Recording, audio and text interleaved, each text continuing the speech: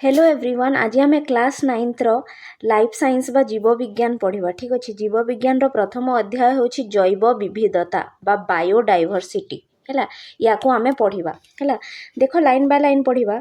पिलाए तुम्हें केवे वेट पिलाए तुम्हें केवे लक्ष्य करिछ आम परिवेश रे थिबा जीव मानक मध्यरे केते सामंजस्य अथवा विविधता रही।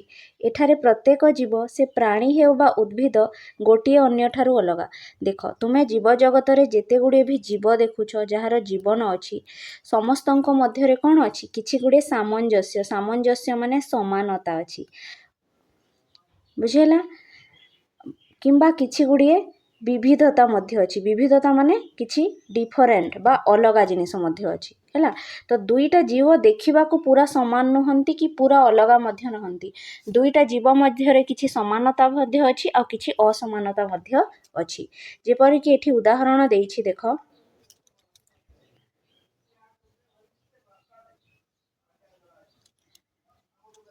उदाहरण स्वरूप तुम सांगर कथा विचार को नियो तुम ठारू से किपरि भिन्न ताहा देख है।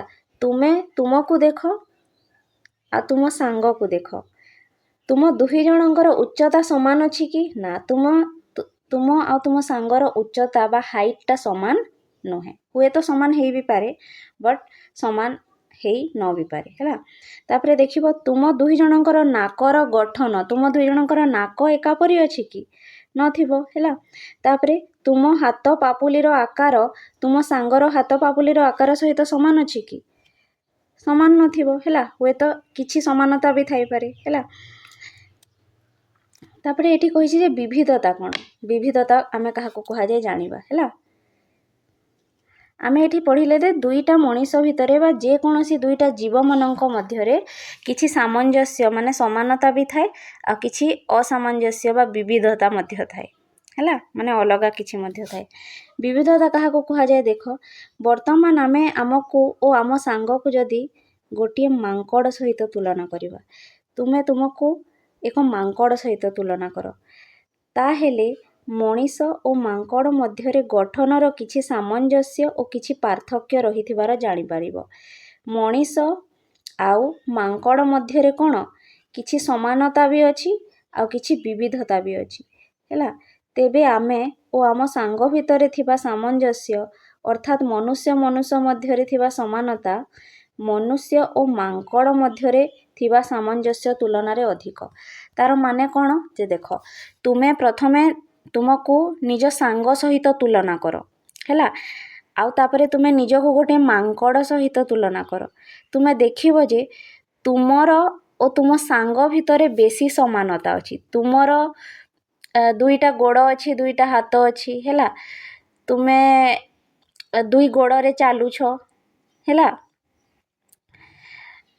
किंतु जदि तुमे मांकड़ सहित निजको तुलना करिवो हेले मांकड़ दुईटा गोड़े चले कि नाई है। तो तुमे एहीपरि जदि तुमे कंपेयर करिवो बा मांकड़ सहित निजको और तुम सांग सहित निजको कंपेयर करिवो हेले देखिवो जे तुमर समानता बेसी काहा संगरे अछि। तुमर गुण तुमर जहाँ भी समानता अछि काहा संगरे बेसी समान तुम सांग सांगरे तुमर बेसी समानता अछि ना मनुष्य सांगरे बेसी सॉरी मांकड़ सहित बेसी समानता अछि। ओबियसली तुमे काहा सहित बेसी समान हेबो तुमे निज सांग सहित बेसी समान हेबो बुझी पारिलो। सेति पय एठी कहा जायछि जे मनुष्य मनुष्य भितरे थिबा समानता माने दुई जण मनुष्य भितरे बेसी समानता अछि काहाठू मनुष्य और मांकड़ भितरे थिबा समानता रु बा सामंजस्य रु बेसी बुझी पारिलो। तो दुईटा मनीष मध्यरे बेसी समानता अछि हैला मनीष और मांकड़ ठारू। तापरे नेक्स्ट पॉइंट कोन कहिछि देख सेही परि जदि गोटे गाई को तुलना करा जिवो सेही परि जदि गोटे गाई को एही तुलना रे जोड़ी देबा तेबे देखा जिवो एबे तुमे निजको गोटे गाई सहित तुलना कर हैला। तुमे निजको गोटे गाई सहित तुलना कर गाईर केतोटी गोड़ अछि हैला कोन सिंह अछि तुमर सिंह अछि कि नै एही परि तुलना कर। तुमे तुलना करे देखिबो जे मनीष और मांकड़ मध्यरे सामंजस्यटा गाई तुलना रे बेसी अधिक हैला। तुमे निजको गाई सहित तुलना करिवो और निजको मांकड़ सहित तुलना करिवो हेले काहा भितरे बेसी समानता अछि तुमे आ मांकड़ प्रायतः समान हैला किंतु गाई टिके अलगा ବୁଝିପାରିଲ? ତ ମଣିଷ ଆଉ ମାଙ୍କଡ଼ ମଧ୍ୟରେ ବେଶୀ ସମାନତା ଅଛି, କିନ୍ତୁ ମଣିଷ ଆଉ ଗାଈ ମଧ୍ୟରେ ଏତେ ସମାନତା ନାହିଁ। ବୁଝିପାରିଲ? ତାପରେ ତୁମେ ଦେଶୀ ଗାଈ ଓ ଜର୍ସି ଗାଈର ନାମ ଶୁଣିଛ, ହେଲା। ତୁମେ କ'ଣ କରିବ, ଦେଶୀ ଗାଈଟିଏ ଜର୍ସି ଗାଈ ଭଳି ଦେଖାଯାଏ କି? ନା, ପୁରା ଅଲଗା ଦେଖାଯିବ ଟିକେ। ସମସ୍ତ ଗାଈ ଏକା ଭଳି ଦେଖାଯାଆନ୍ତି କି? ନା। ଆମେ ଦେଶୀ ଗାଈର ଗୋଠ ଭିତରେ ଥିବା ଜର୍ସି ଗାଈଟିକୁ ଚିହ୍ନି ପାରିବା କି? ହଁ, ହେଲା। ଜର୍ସି ଗାଈ ଟିକେ ଦେଖିବାକୁ ଅଲଗା ଥିବ, ହେଲା, ଟିକେ ହୃଷ୍ଟପୃଷ୍ଟ ଥିବ। ଏହି ଚିହ୍ନଟ କରିବା ପାଇଁ ଆମର ଆଧାର ବା ମାପକାଠିଟି କ'ଣ ହେବ, ହେଲା। ତ ଆମେ କ'ଣ ଦେଖିକି ଆମେ ଚିହ୍ନି ପାରିବା? ଗୋଟିଏ ଗୋଠରେ ଯଦି ଅନେକ ଗୁଡ଼ିଏ ଗାଈ ଅଛନ୍ତି, ଦେଶୀ ଗାଈ, ଆଉ ସେ ମଧ୍ୟରେ ଗୋଟେ ଜର୍ସି ଗାଈ ଅଛି, ହେଲା, ତାହେଲେ ତୁମେ ତାକୁ କିପରି ଚିହ୍ନି ପାରିବ? ତାର ଆଧାର କ'ଣ ହେବ? ତାର ଆଧାର ତାର କ୍ୟାରେକ୍ଟରିଷ୍ଟିକ୍ସ ବା ତାର ଲକ୍ଷଣକୁ ଦେଖିବା, ଚିହ୍ନି ପାରିବା କି ସେ ଗାଈଟା ଦେଖିବାକୁ କିପରି, ହେଲା। ଦେଖ, ଏଠି ଲେଖାଯାଇଛି ଯେ କେତେ ବିଶେଷ ଲକ୍ଷଣ ଦ୍ୱାରା ହିଁ ଆମେ ଦେଶୀ ଓ ଜର୍ସି ଗାଈକୁ ଏକ ଗୋଷ୍ଠୀଭୁକ୍ତ କରିପାରୁ ବା ସେମାନଙ୍କୁ ଅଲଗା ବୋଲି ବିବେଚନା କରିପାରୁ। ଯଦି ଦୁଇଟା ଗାଈକୁ ଦେଖିଲେ, ଗୋଟିଏ ଦେଶୀ ଗାଈ ଓ ଗୋଟେ ଜର୍ସି ଗାଈକୁ, ହେଲା, ହେଲେ ଆମେ କିପରି ଚିହ୍ନିବା କେଉଁଟା ଦେଶୀ ଗାଈ ଆଉ କେଉଁଟା ଜର୍ସି ଗାଈ? ସେମାନଙ୍କର ଲକ୍ଷଣକୁ ଦେଖି ଚିହ୍ନିବା, ହେଲା। କାହାକୁ ଦେଖି ଚିହ୍ନିବା? ଲକ୍ଷଣ। ଦେଶୀ ଗାଈର ସାଇଜ୍ ବା ଆକାର ଟିକେ ଛୋଟ ହେଇଥିବ, ଆଉ ଜର୍ସି ଗାଈଟା ଟିକେ ବେଶୀ ହୃଷ୍ଟପୃଷ୍ଟ ମୋଟା ହେଇକରିଥିବ। ବୁଝିପାରିଲ ନା? ଏହିପରି ଆମେ ଲକ୍ଷଣ ଗୁଡ଼ିକୁ ଦେଖିକି ଆମେ ପାର୍ଥକ୍ୟ କରିଥାଉ। ବୁଝିପାରିଲ? ଦୁଇଟା ଅଲଗା ଜୀବ ମଧ୍ୟରେ। ତାପରେ କ'ଣ ଦେଇଛି ଦେଖ, ଏଠି ବେସିକାଲି ଆମେ କ'ଣ ପଢ଼ୁଛେ? ଜୀବମାନେ କିପରି, ଜୀବମାନଙ୍କର ଭିତରେ କ'ଣ ସମାନତା ଅଛି ଆଉ ଜୀବମାନଙ୍କର ଭିତରେ କ'ଣ ବିବିଧତା ମାନେ କ'ଣ ଅସମାନତା ଅଛି, ସେଇଟା ହିଁ ଆମେ ପଢ଼ୁଛେ, ହେଲା। ତାପରେ ନେକ୍ସଟ କ'ଣ ଦେଖିବା? ଦେଖ, ପୃଥିବୀ ପୃଷ୍ଠରେ ଥିବା ଅସଂଖ୍ୟ ଜୀବମାନଙ୍କୁ ଅନୁଧ୍ୟାନ କଲେ ଜଣାଯାଏ ଯେ ଏକ ବ୍ୟାକ୍ଟେରିଆର ଆକାର ଅତି ଛୋଟ, ହେଲା। ତୁମେ ଶୁଣିଥିବ ବ୍ୟାକ୍ଟେରିଆ କ'ଣ କରାଏ? ବ୍ୟାକ୍ଟେରିଆ ଆମକୁ ରୋଗ କରାଏ, ଶୁଣିଥିବ ସବୁବେଳେ, ହେଲା। ତ ବ୍ୟାକ୍ଟେରିଆର ଆକାର ଅତି ଛୋଟ। ବ୍ୟାକ୍ଟେରିଆ ଖାଲି ଆଖିରେ ଦେଖାଯାଏ କି? ନା, ଏହା ଖାଲି ଆଖିରେ ଦେଖାଯାଏ ନାହିଁ। ତେଣୁ ଏହାର ଦୈର୍ଘ୍ୟ ଓ ପ୍ରସ୍ଥକୁ ମାଇକ୍ରୋମିଟରରେ ପ୍ରକାଶ କରାଯାଏ। ବୁଝିପାରିଲ? ବ୍ୟାକ୍ଟେରିଆଟା ହେଉଛି ଗୋଟିଏ ଜୀବ, କିନ୍ତୁ ଏତେ ଛୋଟ ଜୀବ ଯେ ଆମେ ତାକୁ ଖାଲି ଆଖିରେ ଦେଖିପାରୁନାହିଁ, ସେଥିପାଇଁ ଆମକୁ ସେ ଦେଖାଯାଏନି। ଆଉ ଦେଖିଲ, ତୁମ ହାତରେ ମଧ୍ୟ ଏବେ ବ୍ୟାକ୍ଟେରିଆ ଥାଇପାରେ, ହେଲା, କିନ୍ତୁ ତୁମକୁ ଦେଖାଯିବନି। ତୁମର ଚାରିଆଡ଼େ ମଧ୍ୟ କେଉଁଠି ଏବେ ବ୍ୟାକ୍ଟେରିଆ ଥିବ, ହେଲା, କିନ୍ତୁ ତୁମକୁ ଦେଖାଯିବ ନାହିଁ। କାହିଁକି? ତା ଆକାରଟା ଅତି ଛୋଟ, ଖାଲି ଆଖିରେ ଦେଖିହେବ ନାହିଁ। ତେଣୁ ଆମେ ତାକୁ ମାଇକ୍ରୋସ୍କୋପ୍ ସାହାଯ୍ୟରେ ଦେଖିଥାଉ, ହେଲା। ମାଇକ୍ରୋସ୍କୋପ୍ ଦେଖିଥିବ, କେବେ ରକ୍ତ ପରୀକ୍ଷା କରିବାକୁ ଯାଇଥିବ ଡକ୍ଟର ପାଖକୁ, ହେଲେ ତୁମେ ଦେଖିଥିବ ତାଙ୍କ ପାଖରେ ଗୋଟିଏ ଏପରି ଥାଏ ଯନ୍ତ୍ରପାତିଟେ, ଯେପରି ସେମାନେ ଗୋଟିଏ ଆଖିରେ ଏପରି ଦେଖିଥାନ୍ତି, ହେଲା। ତ ଆମେ ବ୍ୟାକ୍ଟେରିଆକୁ ମାଇକ୍ରୋସ୍କୋପ୍ ସାହାଯ୍ୟରେ ଦେଖିପାରିବା, ହେଲା। ତ ତାର ଆକାର ଯେହେତୁ ଛୋଟ, ଏହାର ଦୈର୍ଘ୍ୟକୁ ଆଉ ପ୍ରସ୍ଥକୁ ମାପିବା ପାଇଁ କେଉଁଥିରେ ମପାଯାଏ? ମାଇକ୍ରୋମିଟର, ହେଲା। ଆଉ 1 ମାଇକ୍ରୋମିଟର ସମାନ 10⁻⁻⁶ ମିଟର। ବୁଝିପାରିଲ? ମାଇକ୍ରୋମିଟରଟା ହେଉଛି ଗୋଟେ ବହୁତ ଛୋଟ ଏକକ, ଯେପରି ତୁମର ମିଟର, କିଲୋମିଟର ଥାଏ ନା। ତ କିଲୋମିଟରରୁ ମିଟରଟା ହେଉଛି ଛୋଟ, ସେହିପରି ମିଟରରୁ ମିଲିମିଟରଟା ଛୋଟ, ମିଟରରୁ ସେଣ୍ଟିମିଟରଟା ଛୋଟ, ସେଣ୍ଟିମିଟରରୁ ଆହୁରି ଛୋଟ ହେଉଛି ମିଲିମିଟର, ମିଲିମିଟରରୁ ବି ଆହୁରି ଛୋଟ ହେଉଛି କ'ଣ? ମାଇକ୍ରୋମିଟର। ବୁଝିପାରିଲ? ତ ମାଇକ୍ରୋମିଟରଟା ହେଉଛି ଗୋଟେ ବହୁତ ଛୋଟ ଏକକ, ହେଲା। ତୁମେ ଘରଠୁ ଯଦି ତୁମେ ରାଜଧାନୀ ଭୁବନେଶ୍ୱରର ଦୂରତା କେତେ କହିଲେ ତୁମେ କେଉଁଥିରେ ମାପିବ? ସେଇଟା ବହୁତ ଲମ୍ବା, ସେଥିପାଇଁ କେଉଁଥିରେ ମାପିବ? କିଲୋମିଟରରେ ମାପିବ। ସେହିପରି ତୁମ ଘରଠୁ ତୁମ ଗାଁରେ ଯଦି ଗୋଟିଏ ସ୍କୁଲ ଥିବ, ହେଲେ ତାର ଦୂରତା କେତେ କହିଲେ ତୁମେ ତାକୁ କେଉଁଥିରେ ମାପିବ? ଯଦି ପାଖରେ ଅଛି ମିଟରରେ ମାପିବ, ହେଲା। ଠିକ୍ ସେହିପରି ଛୋଟ ଜିନିଷ ଗୁଡ଼ାକୁ ତୁମେ ମିଲିମିଟରରେ ମାପିଥାଉ, ତାଠାରୁ ଆଉ ଟିକେ ଛୋଟକୁ ସେଣ୍ଟିମିଟରରେ ମାପିଥାଉ, ଆଉ ବହୁତ ଛୋଟ ଯେଉଁଗୁଡ଼ା ଥାନ୍ତି ଖାଲି ଆଖିରେ ଦେଖାଯାଆନ୍ତିନି, ତାଙ୍କୁ ଆମେ ମାଇକ୍ରୋମିଟରରେ ମାପିଥାଉ, ହେଲା। ଏତିକି ଜାଣିଥାଉ, 1 ମାଇକ୍ରୋମିଟର ସମାନ 10⁻⁻⁶ ମିଟର ଅଛି। -6 ମାନେ ବୁଝିପାରୁଛ ନା, କେତେ କମ୍ ହେଇଥିବ, ହେଲା। ତାପରେ ନେକ୍ସଟ ଦେଖ, ଆମେ ତ ଜାଣିଲେ ବ୍ୟାକ୍ଟେରିଆ ଛୋଟ ବୋଲି ତାକୁ ମାଇକ୍ରୋମିଟରରେ ମାପିଥାଉ, କିନ୍ତୁ ତିମି ଓ ରେଡ୍ଉଡ୍ ଗଛ ଭଳି ବୃହତ୍କାୟ ଜୀବମାନଙ୍କର ଦୈର୍ଘ୍ୟକୁ ଆମେ ମିଟରରେ ପ୍ରକାଶ କରି ତାହା ଯଥାକ୍ରମେ ପ୍ରାୟ 30 ଓ 100 ମିଟର ବୋଲି କହିଥାଉ। ବୁଝିପାରିଲ? ଦେଖ ଏଠି କ'ଣ କହୁଛି ଯେ ଯେଉଁ ତିମି ଅଛି, ଦେଖ ତିମି ଜାଣିଥିବ ତିମି କେଉଁଠି ରହେ? ତିମି ପାଣିରେ ରହେ ହେଲା। ତିମିଟା ଗୋଟିଏ ମାଛ ନୁହେଁ, ଏତିକି ସମସ୍ତେ ଭାବନ୍ତି ପାଣିରେ ରହେ, ସେଥିପାଇଁ ତିମିଟା ହେଉଛି ଗୋଟେ ମାଛ। ତିମିଟା ଗୋଟିଏ ମାଛ ନୁହେଁ ହେଲା, ତିମିଟା ହେଉଛି ଗୋଟିଏ ପଶୁ ହେଲା। ତିମିର ଆକାର ବହୁତ ବଡ଼ ଥାଏ ହେଲା। ଆଉ ରେଡ଼ଉଡ଼୍ଟା ହେଉଛି ଗୋଟେ ବୃହତ୍କାୟ ଗଛ ହେଲା। ରେଡ଼ଉଡ଼୍ଟା ହେଉଛି ଗୋଟେ ବହୁତ ବଡ଼ ଗଛ ହେଲା। ତ ଏଇ ଯେଉଁ ବଡ଼ ବଡ଼ ଜୀବମାନେ ଅଛନ୍ତି, ଯାହା ଗଛ ହଉ କିମ୍ବା ପଶୁ ହଉ ହେଲା, ଏଇ ଦୁଇଟା ଯେଉଁ ବଡ଼ ଜୀବ ଅଛନ୍ତି ଏମାନଙ୍କର ଆକାର ବହୁତ ବଡ଼। ତିମିର ଆକାର ବହୁତ ବଡ଼ ଆଉ ରେଡ଼ଉଡ଼୍ ଗଛର ଆକାର ବି ବହୁତ ବଡ଼ ହେଲା। ସେଥିପାଇଁ ତାକୁ ଆମେ କେଉଁଥିରେ ମାପିଥାଉ? ମିଟରରେ। ଆଉ ଏମାନଙ୍କର କେତେ ମିଟର ଥାନ୍ତି? ଏମାନେ ପ୍ରାୟ 30 ମିଟରରୁ 100 ମିଟର ଏମାନଙ୍କର ସାଇଜ୍ ବା ଆକାରଟା ଥାଏ। କାହାର? ତିମିର ଆଉ ଏ ରେଡ଼ଉଡ଼୍ ଗଛର ହେଲା। ଏମାନଙ୍କର ଆକାର ପାଖାପାଖି 30 ମିଟରରୁ 100 ମିଟର ଥାଏ। ବୁଝିପାରିଲ? ତାପରେ ନେକ୍ସଟ ପଏଣ୍ଟ କ'ଣ ଅଛି ଦେଖିବା। ଦେଖ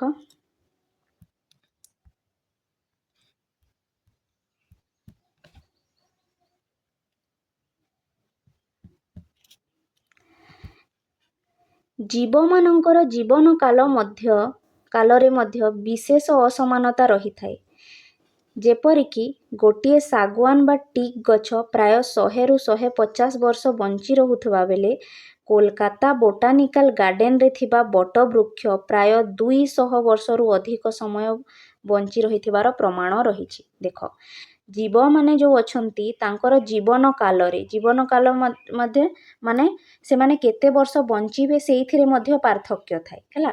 ଯଦି ଆମେ ଉଦାହରଣ ନେବା, ଶାଗୁଆନ ବା ଟିକ୍ ଗଛ ତୁମେ ଜାଣିଥିବ ଶାଗୁଆନ ଗଛ କେତେ ବର୍ଷ ବଞ୍ଚିଥାଏ? ପ୍ରାୟ 100ରୁ 150 ବର୍ଷ ବଞ୍ଚିଥାଏ। ବୁଝିପାରିଲ? ଶାଗୁଆନ ଗଛ 100ରୁ 150 ବର୍ଷ ବଞ୍ଚିଥାଏ। କିନ୍ତୁ କୋଲକାତାରେ ଗୋଟେ ବୋଟାନିକାଲ ଗାର୍ଡେନ ଅଛି, ସେଠିରେ ଗୋଟେ ବଟବୃକ୍ଷ ଅଛି। ବଟବୃକ୍ଷ ମାନେ କ'ଣ? ବରଗଛ ଅଛି, ଯିଏ ପ୍ରାୟ 200 ବର୍ଷରୁ ଅଧିକ ସମୟ ବଞ୍ଚିବାର ପ୍ରମାଣ ଅଛି। ବୁଝିପାରିଲ? ଦୁଇଟା ଯେଉଁ ଗଛ ଅଛନ୍ତି ଅଲଗା ଅଲଗା ଗଛ, ସେମାନଙ୍କର ଜୀବନ କାଳଟା ମଧ୍ୟ ଅଲଗା। କିଏ 100ରୁ 150 ବର୍ଷ ବଞ୍ଚୁଛି ତ କିଏ 200ରୁ ଅଧିକ ବର୍ଷ ବଞ୍ଚୁଛି ହେଲା। ମାନେ ଏଇଟା କ'ଣ ଦେଖୁଛି? ଆମେ ଦୁଇଟା ଜୀବ ମଧ୍ୟରେ କେତେ ପାର୍ଥକ୍ୟ ଅଛି ଏଟା ଦେଖୁଛି। ବୁଝିପାରିଲ? କାହାର ଆକାର ଅତି ଛୋଟ ତ କାହାର ଆକାର ଅତି ବଡ଼, କାହାର ଜୀବନ କାଳଟା କମ୍ ତ କାହାର ଜୀବନ କାଳଟା ବେଶୀ ହେଲା। ତାପରେ ନେକ୍ସଟ ଦେଖିବା କ'ଣ ଅଛି। ସେହିପରି ପ୍ରାଣୀମାନଙ୍କ କ୍ଷେତ୍ରରେ ମଶା ଭଳି କେତେକ ପତଙ୍ଗର ଆୟୁଷ ମାତ୍ର ଅଳ୍ପ କିଛି ଦିନ ହୋଇଥିବା ବେଳେ କେତେକ କଇଁଛ ପ୍ରାୟ 200 ବର୍ଷ ପର୍ଯ୍ୟନ୍ତ ବଞ୍ଚି ରହନ୍ତି ହେଲା। ଆଉ ଯଦି ଆମେ ମଶାକୁ ଦେଖିବା ହେଲା, ମଶା ଗୋଟେ ଅତି ଛୋଟ ଜୀବ, ଗୋଟେ ପତଙ୍ଗ, ତାର ଆୟୁଷ ବା ତାର ଜୀବନ କାଳ ଅଳ୍ପ କିଛି ଦିନ ବଞ୍ଚିଥାଏ ସେ ମଶା ହେଲା, କିଛି ଦିନ ମାତ୍ର ବଞ୍ଚିଥାଏ। କିନ୍ତୁ କଇଁଛ ମଧ୍ୟ ଗୋଟେ ଜୀବ, ଆଉ ସେ ଜୀବ ପ୍ରାୟ 200 ବର୍ଷ ପର୍ଯ୍ୟନ୍ତ ବଞ୍ଚି ରହିଥାଏ। ବୁଝିପାରିଲ ନା? ମଶା କିଛି ଦିନ ବଞ୍ଚେ କିନ୍ତୁ କଇଁଛ 200 ବର୍ଷ ପର୍ଯ୍ୟନ୍ତ ମଧ୍ୟ ବଞ୍ଚି ରହିଥାଏ। ତ ଏଇଟା ହେଉଛି ଜୀବମାନଙ୍କ ମଧ୍ୟରେ କ'ଣ? ପାର୍ଥକ୍ୟ ବା ବିବିଧତା। ବୁଝିପାରିଲ? ବା ଅସମାନତା କହିପାରିବା ଆମେ, ବିବିଧତା ବା ଅସମାନତା ହେଲା। ଜୀବମାନଙ୍କର ଜୀବନ କାଳରେ ତାରତମ୍ୟ ଥିଲା ଭଳି ସେମାନଙ୍କ ଶରୀରର ରଙ୍ଗର ବିଭିନ୍ନତା ମଧ୍ୟ ଅନନ୍ୟ ହେଲା।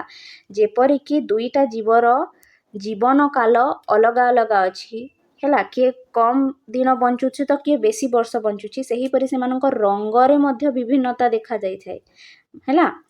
ଯେପରିକି ଶୁଆର ରଙ୍ଗ ସବୁଜ ହେଲା ବେଳେ ମୟୂର ପୁଚ୍ଛର ରଙ୍ଗ ବେଶ ଆକର୍ଷଣୀୟ ହୋଇଥାଏ। ତୁମେ ଶୁଆ ବା ମିଟୁ ଦେଖିଥିବ, ତା କିପରି ଦେଖାଯାଏ? ସବୁଜ ଦେଖାଯାଏ। ଆଉ ମୟୂରକୁ ଦେଖିଥିବ କିପରି ରଙ୍ଗ ବିରଙ୍ଗ ହୋଇକି ଥାଏ ହେଲା, ଅତି ସୁନ୍ଦର ଆକର୍ଷଣୀୟ। ତ ଦୁଇଟା ଜୀବ ମଧ୍ୟରେ କେତେ ପାର୍ଥକ୍ୟ ବା ବିବିଧତା ଅଛି ଦେଖୁଛ ନା। ତାପରେ ଆହୁରି ଯଦି ଦେଖିବା ବାଘର ହେଲା, ଆମର ଯେଉଁ ବାଘ ଅଛି, ବାଘର ଶରୀରରେ ଥିବା ପଟା ପଟା ଦାଗ ଅନ୍ୟ ପଟାନ୍ତର ନଥାଏ। ବାଘର ଶରୀରରେ କ'ଣ ଥାଏ? ଏପରି ପଟା ପଟା ଦାଗ ଥାଏ। ବାଘର ଶରୀରଟା ତ ପୁରା ପ୍ଲେନ୍ ଗୋଟିଏ କଲର୍ର ନଥାଏ ନା, ତା ଶରୀରରେ କ'ଣ ଥାଏ? ଦାଗ ଥାଏ। ସେଟା ଅନ୍ୟ କୌଣସି ଜୀବରେ ଦେଖିଛ କି ନା ହେଲା। ପୁଣି କେଉଁ ଫୁଲ ଗଛର ଫୁଲର ରଙ୍ଗ ଲାଲ ତ କାହାର ହଳଦିଆ ବା ଧଳା ବା ବାଇଗଣୀ ରଙ୍ଗର ହୋଇଥାଏ। ବୁଝିପାରିଲ ନା? କେଉଁ ଫୁଲରେ ଫୁଲର ରଙ୍ଗ ଲାଲ ତ କାହାର ହଳଦିଆ ରଙ୍ଗର ଫୁଲ ତ କାହାର ଧଳା ରଙ୍ଗର ଫୁଲ କିମ୍ବା ବାଇଗଣୀ ହୋଇ ରଙ୍ଗ ବେରଙ୍ଗର ପ୍ରଜାପତିଙ୍କ ସହିତ ଫୁଲ ବଗିଚାଟିଏ ମଧ୍ୟ ବେଲେ ବେଲେ ଏକ ଇନ୍ଦ୍ରଧନୁର ବିସ୍ମୟ ସୃଷ୍ଟି କରିଥାଏ ହେଲା। ତ ଗୋଟିଏ ଫୁଲ ବଗିଚାରେ ଏତେ ପ୍ରକାର ଫୁଲ ଥାନ୍ତି ତାପରେ ପୁଣି ପ୍ରଜାପତି ମଧ୍ୟ ଥାଏ ତ ଗୋଟିଏ ଇନ୍ଦ୍ରଧନୁ ବୋଲି ଦେଖାଯାଏ ବୋଲି କହୁଛି ଏଠି ବୁଝିପାରିଲ ଲେଖାଯାଇଛି ଏଠି। ତାପରେ କ'ଣ କହୁଛନ୍ତି ଦେଖ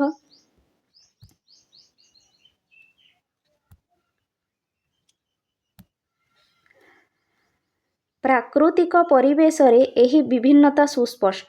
ତ ଆମେ ଯେତେବେଳେ ପ୍ରକୃତିକୁ ଦେଖିଥାଉ ପ୍ରକୃତିରେ ଯେଉଁ ଜୀବ ଗୁଡ଼ା ଅଛନ୍ତି ତାଙ୍କୁ ଦେଖିଥାଉ ତ ଏଇ ବିଭିନ୍ନତାକୁ ଆମେ ଦେଖିପାରୁ। ବିଭିନ୍ନତା ମାନେ କ'ଣ ଯେଉଁଟା ଅଲଗା ଅଛି ହେଲା ବିଭିନ୍ନତାକୁ ଆମେ ଦେଖି ପାରିଥାଉ।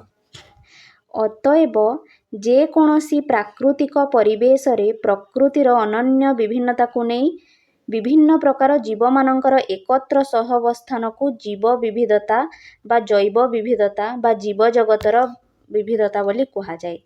ତାହେଲେ ଜୈବ ବିବିଧତା ଯେଉଁ ପାଠର ନାଁ ଅଛି ତାର ଡେଫିନେସନ୍ ବା ତାର ସଂଜ୍ଞାଟା କ'ଣ ଏଠି ଲେଖା ହେଇଛି ଦେଖ ହେଲା। ପ୍ରକୃତିକୁ ଯେତେବେଳେ ଆମେ ଦେଖିବା ହେଲା ସେଥିରେ ବିଭିନ୍ନ ପ୍ରକାର ଜୀବ ଅଛନ୍ତି ତ ସେଇ ବିଭିନ୍ନ ପ୍ରକାରର ଜୀବମାନଙ୍କର ଏକତ୍ର ସହାବସ୍ଥାନକୁ ଜୀବ ବିବିଧତା କୁହାଯାଏ ବା ଜୈବ ବିବିଧତା କୁହାଯାଏ ବା ଜୀବ ଜଗତର ବିବିଧତା କୁହାଯାଏ। ବୁଝିପାରିଲ ଜୈବ ବିବିଧତାର ସଂଜ୍ଞା ବା ଡେଫିନେସନ୍ କ'ଣ ଜୈବ ବିବିଧତା ମାନେ ଏଇଆ ହେଲା ଯେ ବିଭିନ୍ନ ପ୍ରକାର ଏଇଠୁ ଏଇ ଯାଏଁ ହେଲା ବିଭିନ୍ନ ପ୍ରକାର ଜୀବମାନଙ୍କର ଏକତ୍ର ସହାବସ୍ଥାନକୁ ଜୈବ ବିବିଧତା କୁହାଯାଏ। ବୁଝିପାରିଲ ମାନେ ଯେତେବେଳେ ବିଭିନ୍ନ ଜୀବ ବା ଅଲଗା ଅଲଗା ପ୍ରକାରର ଜୀବ ଏକାଠି ବସବାସ କରନ୍ତି ତାକୁ ଜୈବ ବିବିଧତା କୁହାଯାଏ। ଯେପରିକି ଆମେ ପରିବେଶକୁ ଚାରିଆଡ଼େ ଯଦି ଦେଖିବା ପୃଥିବୀକୁ ତୁମେ ଏବେ ତୁମ ଘରେ ଯଦି ଅଛ ଘରରୁ ବାହାରକୁ ଦେଖ ଯେତେବେଳେ ତୁମେ ଘରୁ ବାହାରିକି ଦେଖିବ କ'ଣ ଦେଖିବ ଗୋଟିଏ ଗଛଟିଏ ଦେଖିବ ଗୋଟିଏ କୁକୁଡ଼ାଟିଏ ଦେଖିବ ହୁଏତ ଗୋଟିଏ କୁକୁରଟିଏ ମଧ୍ୟ ଦେଖିବ ଗୋଟିଏ ଗାଈଟିଏ ଦେଖିପାର ହେଲା ଗୋଟିଏ ମଣିଷଟିଏ ଦେଖିବ ହେଲା ଗୋଟିଏ ପ୍ରଜାପତି ଦେଖିପାର ହେଲା ଗୋଟିଏ ଝିଣ୍ଟିକା ଦେଖିପାର ଗୋଟିଏ ଚାଣ୍ଟି ପିମ୍ପୁଡ଼ି ଦେଖିପାର ବୁଝିହେଲା। ତ ତୁମେ ଯେତେବେଳେ ଗୋଟେ ଗଛ ଦେଖିପାର ଗୋଟେ ଲତା ଦେଖିପାର ତ ତୁମେ ଯେତେବେଳେ ଦେଖିବ ଯେ ଅନେକ ପ୍ରକାରର ଜୀବ ଏ ସମସ୍ତଙ୍କର ଜୀବନ ଅଛି ଅନେକ ପ୍ରକାରର ଜୀବ ସେମାନଙ୍କ ରଙ୍ଗ ଭିନ୍ନ ସେମାନଙ୍କର ଉଚ୍ଚତା ବା ସେମାନଙ୍କର ଆକାର ଭିନ୍ନ ହେଲା ସେମାନଙ୍କର ଜୀବନଶୈଳୀ ଭିନ୍ନ ସେମାନଙ୍କର ଜୀବନ କାଳ ଭିନ୍ନ ତଥାପି ମଧ୍ୟ ସମସ୍ତେ ଏକତ୍ର ବସବାସ କରୁଛନ୍ତି ଗୋଟିଏ ଜାଗାରେ ସମସ୍ତେ ରହୁଛନ୍ତି ତ ସେହି ବିଭିନ୍ନ ପ୍ରକାର ଜୀବମାନଙ୍କର ଏକତ୍ର ସହାବସ୍ଥାନକୁ ମାନେ ଏକାଠି ବସବାସ କରିବାକୁ କ'ଣ କୁହାଯାଏ ଜୈବ ବିବିଧତା କୁହାଯାଏ। ବୁଝିପାରିଲ ସେଇଟା ହିଁ ଲେଖାଯାଇଛି ବିଭିନ୍ନ ପ୍ରକାର ଜୀବମାନଙ୍କର ଏକତ୍ର ସହାବସ୍ଥାନକୁ ଜୈବ ବିବିଧତା କୁହାଯାଏ ହେଲା। ତାପରେ ନେକ୍ସଟ ପଏଣ୍ଟ କ'ଣ ଅଛି ଦେଖିବା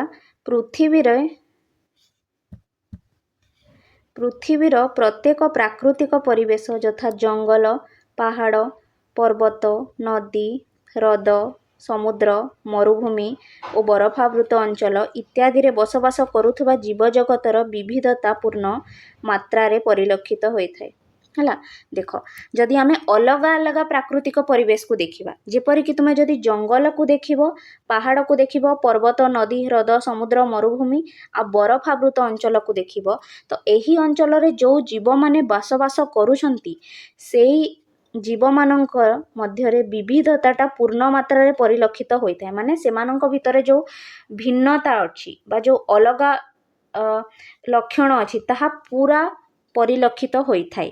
ବୁଝିପାରିଲ ଯେପରିକି ଜଙ୍ଗଲରେ ରହୁଥିବା ଗୋଟିଏ ଜୀବ ନଦୀରେ ରହୁଥିବା ଗୋଟେ ଜୀବଠାରୁ ପୁରା ଅଲଗା ହେଇଥିବ ନା ନାହିଁ।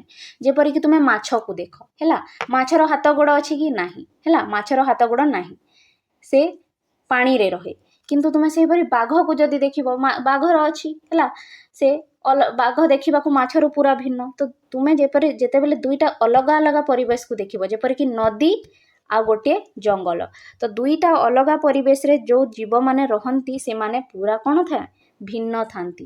ବୁଝିପାରିଲ ସେଇଟା ହିଁ ଏଠି କୁହାଯାଇଛି। ଏଠି ଲେଖା ହେଇଛି ପରିବେଶରେ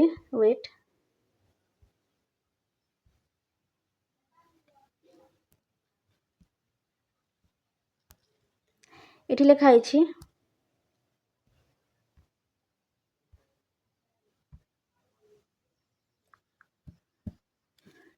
ଏଠି ଲେଖା ହେଇଛି ପରିବେଶରେ ପାର୍ଥକ୍ୟ ହେତୁ ଗୋଟିଏ ପ୍ରାକୃତିକ ପରିବେଶରେ ଦେଖାଯାଉଥିବା ଜୀବଗୋଷ୍ଠୀର ବିଭିନ୍ନତା ଅନ୍ୟ ପ୍ରାକୃତିକ ପରିବେଶର ଜୀବଗୋଷ୍ଠୀ ଠାରୁ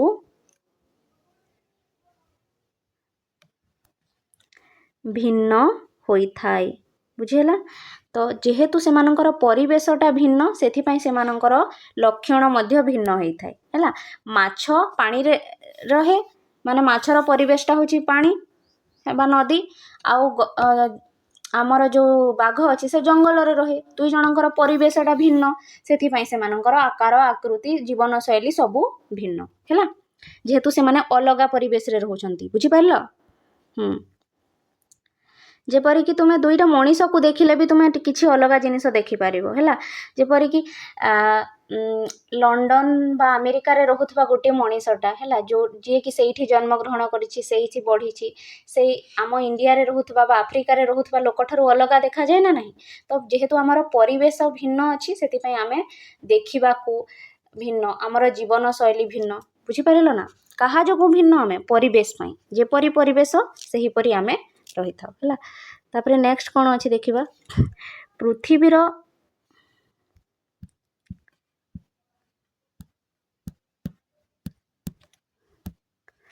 ପୃଥିବୀର ସମସ୍ତ ପ୍ରାକୃତିକ ପରିବେଶକୁ ଏକାଠି ନେଇ ବିଚାର କଲେ ଜୀବଜଗତର ବିବିଧତା ଯେ କେତେ ବ୍ୟାପକ ତାହା ସହଜରେ ଅନୁମେୟ। ହେଲା, ପୃଥିବୀର ସମସ୍ତ ପ୍ରାକୃତିକ ପରିବେଶକୁ ଯଦି ଏକାଠି ନେଇକି ଆମେ ବିଚାର କରିଲେ ଜାଣିପାରିବା ଯେ ଜୀବଜଗତର ବିବିଧତାଟା କେତେ ବେଶୀ, ମାନେ ଜୀବଜଗତରେ କେତେ ଭିନ୍ନତା ଦେଖାଯାଏ, ବହୁତ ଅଲଗା।